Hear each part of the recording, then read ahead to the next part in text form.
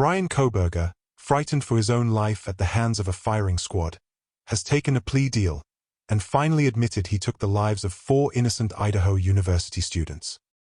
One major piece of evidence used against him was genetic genealogy. Stay tuned to discover how this supposedly bright and intelligent criminology student underestimated the power of DNA combined with genealogy and was cornered like a rat. Investigators found that the DNA profile found on the metal clasp of the knife sheath, left at the crime scene of the 1122 Kings Road home in Idaho, came from one single person. And that person was said to be a child of this man, Michael Kohberger Jr. But how did they draw this conclusion and prove it beyond reasonable doubt? In reality, it was very easy. Millions of people, researching their ancestors in order to build their family trees, have utilized DNA testing companies. Often, their aim is to find DNA matches with other people, which can allow them to go back further in time and find distant ancestors, or even focus on recent time to discover unknown parents and siblings, which can fill in any gaps in their family trees. It's a harmless endeavor until one of their near or distant DNA matches commits a crime. GEDmatch is the mothership of DNA databases.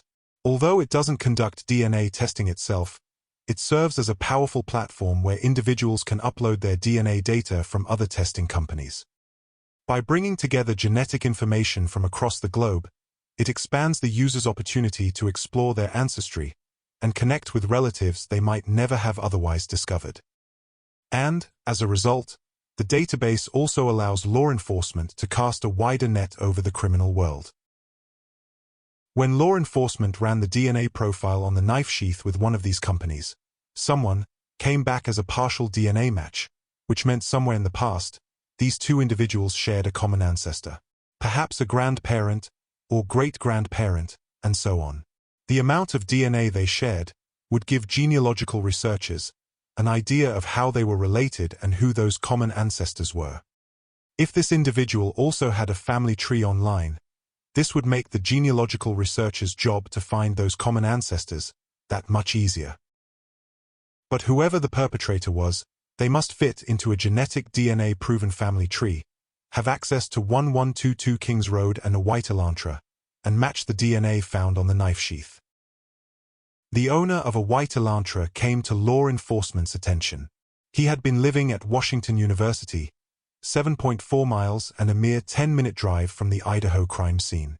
He was departing the area with his father, Michael Kohberger Jr., and they were traveling almost 2,500 miles away from the crime scene, a 36-hour drive, to their family home in Pennsylvania.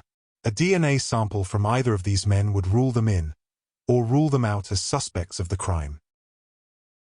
At their Pennsylvania home, investigators took on the unenviable task of collecting the Kohberger family's trash in an attempt to obtain a DNA sample of the men. Investigators collected articles used by Michael Kohberger and obtained his full DNA profile. Analysis of his DNA and that found on the knife sheath showed that the perpetrator had to have been a child of Michael Kohberger. But how could they tell? Each of us are born with around 7,400 centimorgans of DNA in our body. Half of this DNA is inherited from your mother, and the other half from your father.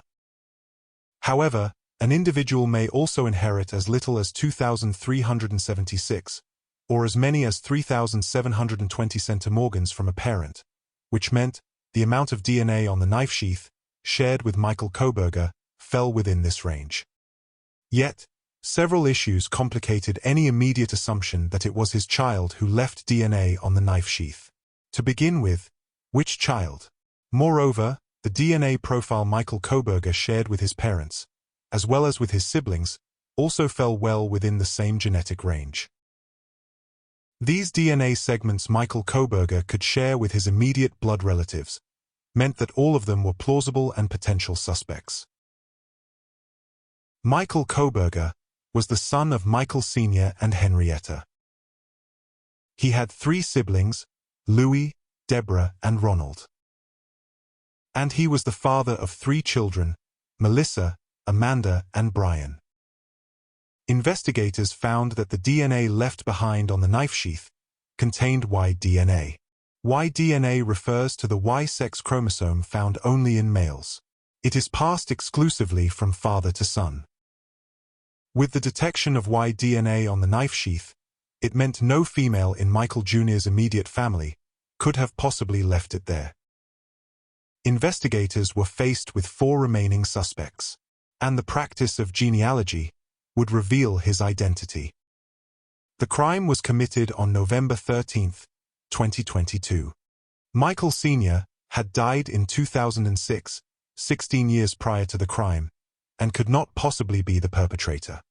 Louis died in 1978, 44 years prior to the crime. And Ronald died in 2021, 1 year prior to the crime. Bryan Kohberger was cornered. Genetic genealogy had exposed him, and there was nowhere left for this brutal killer to hide.